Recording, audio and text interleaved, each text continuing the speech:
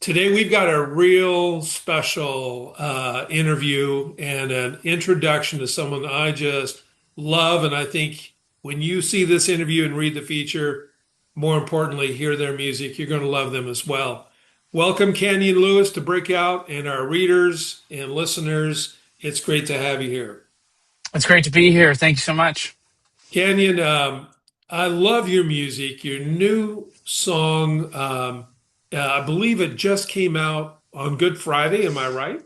Correct. Falling for You, correct? Yeah. That song is awesome. And I know if you're watching this interview, you have to go listen to that song. And if you don't do that, you're probably going to hear it on Worship Road Radio because we've got it going. Amazing. Kenyon, you're a worship leader, but you're from Las Vegas and you found your way to Vancouver, BC. Give us a quick review of your journey and how you've come here. Yeah, I was born in Abbotsford, British Columbia, and my dad was a worship pastor. And so he got a job down in Las Vegas when I was five. We moved down there and we were there for 13 years, my whole growing up until I was 18. Wow. And then we moved back to Canada. When I was 18, I went to school for nursing in Lethbridge, Alberta. I played basketball there at U of L, and moved away from my medical profession hopes and moved more into music and arts. Transferred to Trinity Western in Langley, and have been kind of on a path and journey of music and worship since then. What was that? That's a pretty dramatic change. And in fact, I have a friend from Phoenix who had the very same change. Talk to us about how that all came about and what led you to that. Mm. Yeah, I think growing up in high school, especially in the States, it was everything was so career focused. You felt like at 16, 17, 18, you have to make these crazy decisions on what you're going to do for the rest of your life. And I'd always been musical on worship teams, serving at church, middle school, high school, college. And it felt like I was chasing a career to have an income because people were telling me I have to chase a career. Well, meanwhile, the musical, the art side that I was passionate about was just kind of living on the side, and it got to a point where those two collided. And I felt like, man, you know what? I really don't want to have this kind of career that I feel like I'm supposed to have, but I'm going to follow the path of the giftings and callings and passions that I feel like God has put on my life. And if I'm faithful to that, then, hopefully he'll be faithful to me in that. And so I've just kind of been walking through that the last so many years, and it's been amazing. Have you always been in music, even when you were in nursing, through worship teams or writing, or what was your activity in music during those years? Yeah. Well, I was in orchestra in middle school. My middle school had an orchestra program. I played upright bass, and did that through high school as well. Then I was playing regular bass, electric bass in youth band and at church. And then in college, I started to learn how to play guitar. And then it wasn't until I transferred over to Trinity Western that I started singing out of necessity. I was at my dad's church in Burnaby, and he was the only staff. And so he would lead worship and preach. And it got to a point where he was like, I don't know if I want to do this anymore. And so I got thrown in to doing that. And it was real bad at first. I feel bad for all those people that had to sit there and listen to me figure it out. And then, yeah, since then, that kind of just sparked the flame of like, I love doing this. And yeah. So, when you started with this ministry full time, when you made that decision, was that at Trinity Western or once you left Trinity Western? Yeah, I really went into music right after Trinity Western. I was a worship pastor at a church in Kelowna, the house, for 3, 4 years. And it was there I was kind of crossing my passion for church and the local church and music ministry. And kind of similar to the nursing thing, it felt like if you're going to do music, and you're going to have this calling and you love ministry, there's one path, and that path is to be a worship pastor at a church. And I believe that there's lots of avenues for music ministry that isn't necessarily directly involved as being a worship pastor at a local church. And so while I was there, I had a great time, learned a lot, but I was doing more producing, more production, more writing, a lot more in the creation of music. And as I was there, kind of learned, hey, actually, there's a lot more I can do if I dedicate my life to this full time. And so that's how that started. And do you still lead worship anywhere? Yeah, I serve at Village Church in Surrey here. I play on the team there. It's a great team. We've highlighted them as a feature in Breakout before, as a matter of fact. So, talk to us about Homecoming Collective Worship. Um, the group is, I think, just a great example, a leader, a pioneer, perhaps even in this non-Christian music formula, addressing how people worship and how we do that outside of church, what some people call weekday worship. And I find Mm. that Homecoming is a great inspiration for that. How did that come about, and what's your role there? Yeah, Homecoming started out of a youth conference in Langley, YG conference that the PAOC, Pentecostal Assemblies of Canada, puts on every year. And I got invited to lead worship a few times, and I found I was putting together the same team of my friends in the Ah, band and other leaders. And one year, I was actually, while I was still working at the house, the church I was a worship pastor at, we had a songwriting retreat, and I brought some of the people who were from this conference I was inviting to join, and thought, hey, we should write something for these students. We all have such a passion for youth, and seeing students inspired to play music and be worshipers. And so we just wanted to write something that captured kind of the heart of the Saturday night altar time at a youth conference. And we did. And that was our first song, Jesus Illy, ILY, I Love You, Text Lingo, Gen Z. And it kind of just naturally kept going after that.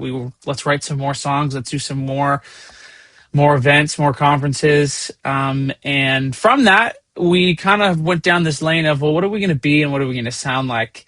And there's a million worship teams, and there's a million churches putting out worship music for their Sunday mornings, and that's great. And I'm a firm believer that more people should write and there should be more music out there. But we just wanted to great. do something that was outside the box of typical CCM Sunday morning sound. And we were fine with the fact of going, hey, maybe people won't play our songs on Sunday morning, which is kind of weird because that's where we had been playing all the time.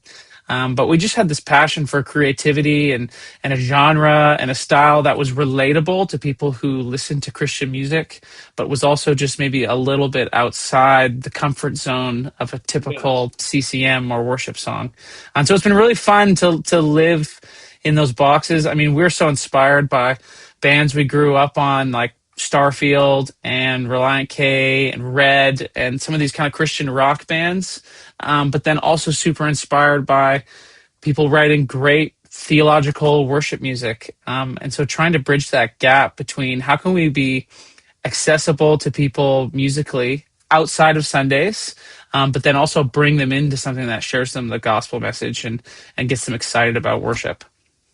Well, it's so true, Canyon. We've interviewed a lot of people who are worship leaders in Nashville, and you know me, I love Nashville. But I think that there's clearly a bit of pressure, artistic pressure, maybe commercial pressure, if you're a worship leader in Nashville to follow much more of a formula. And what I love about Homecoming is that you guys have a freedom of expression and artistic creation being in Vancouver, excuse Mhm. me, and out of the Nashville, grind that really comes through in your music. And I think that it speaks to hearts of people in ways that the more traditional commercial music doesn't. Is that by intention, or is it just a product of the environment that you live in Vancouver? I think it could be both. I think because, as you know, there isn't really a big worship scene or movement in Canada. Yep, It feels like there's no, oh, this is the way to be successful. yep, And so honestly, we really just make music that we like and that we find fun and that we hope that other people will attach to that.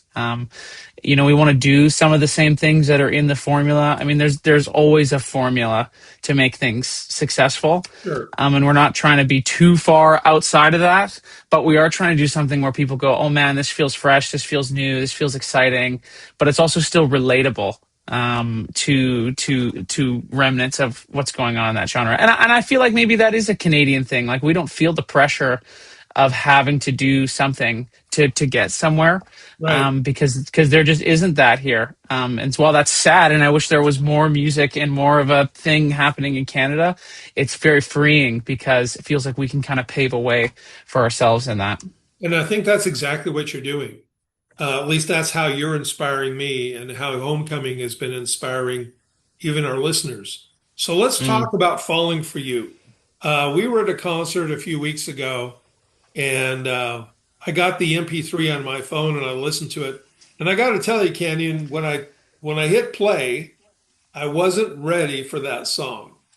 It was like, whoa, wait, is this? This is from Canyon. So talk to me about the genesis of that, the inspiration of it, and how it all came about. Yeah, I mean, genre-wise, I mean, that song started with the instrumental track. I usually write and produce the musical side of the song first, and then we'll write lyrics and melody to it, and then massage the instrumental. But for me, like the music has always spoken, the words in our heart that our language can't process. And so I've always wanted all our songs, if you ripped all the lyrics away, you can still feel the message of the song without it. And so it started with just trying to, like I said, we're trying to push the boundary of what CCM could sound like. And so I was like, Yeah. okay, let's do something a little heavier, a little bit more punk rock.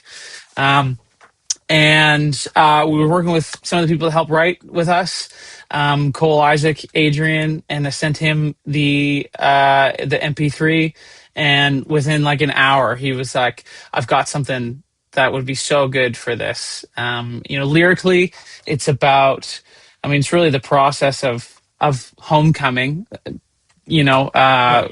dealing with, falling into sin while simultaneously falling in love with Jesus at the same time.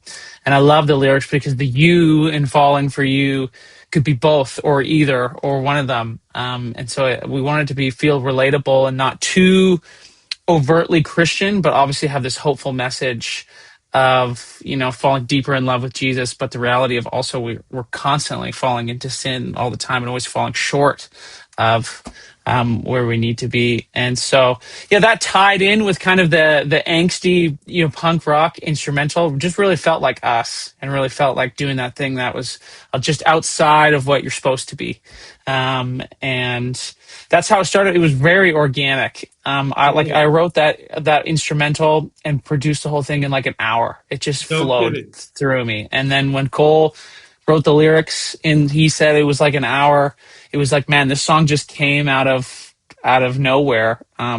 Divinely inspired, hopefully. And so it's just super cool to see how God just kind of plants those things through us, and then we can set them out into the world. Well, it certainly touched my heart and it inspired me, and I know it is for our listeners as well. And of course, Cole Isaac, who helped you with the lyrics, he was a feature, I believe, in our October Hmm. breakout. Love Cole and the organic community that you've built in BC is very exciting, and I think it is a pioneering element. So I want to hear this song live. I haven't yet. When can our listeners, when can any of us listen to this song live? You know what? Well, it's funny because yeah, a song like that we'd love it so much, and it feels like some of the events we do some youth conferences, some worship nights. It fits into some of those events, but it feels more like a concert song, which is cool. We're doing a show in Langley in October, and then I've just was emailing back and forth about one in Kelowna in September. We'll be doing a show as well, and then we're hopefully trying to book something, in the summer in July, somewhere here in Vancouver area. Working on some details on that, but yeah, we're trying to play more live. I'm trying to see where things get. Like I said, we do lots of conferences, youth events, worship nights, but some of our songs that are fun, like Yeah, "Falling for You," we're trying to find a place to do them where it feels like it fits and it isn't forced. yeah. Well, I can't wait for that. I cannot wait for that. Me too. Okay, so what would you say to that artist that's listening, that that new artist or that person that has a fantasy or a goal to become what you're doing, but they're frustrated and they don't see a path. How would you what would you say to those folks? Oh, I think keep doing it. I mean, I made music, lots of bad music, and lots of stuff that wasn't up to par, or people didn't like, or whatever. But if I didn't do that, I wouldn't be where I am now. And I think at the end of the day, if it's something that you're passionate about and something you want to do, you're gonna have lots of haters. We have lots of haters, along the way. And it doesn't matter if you're loving it and you feel like it's good and you feel called to put it out, you should do it. And the people are gonna hear it and they're gonna be inspired by it and they're gonna love it. Even if it's maybe not your closest circle or your immediate friend group. And I think we all feel like that. Like it can be scary to try and do something new or do something outside of the box or outside of the like, hey, this is what good is, and go kind of outside of that.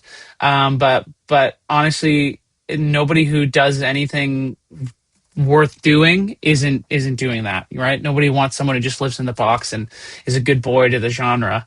The music that you probably listen to on your phone that you're inspired by, at some point they were people who broke outside of the box. And so yeah, don't be afraid. Keep doing it. Keep trying. And give it your best. That would be my advice. Great advice, and you live that advice. So I'm just so thankful to know you, and appreciate the time that you've had here. I would encourage everyone listening to this interview to go check out Homecoming, check out Canyon, and listen to the songs, especially "Falling for You." So good.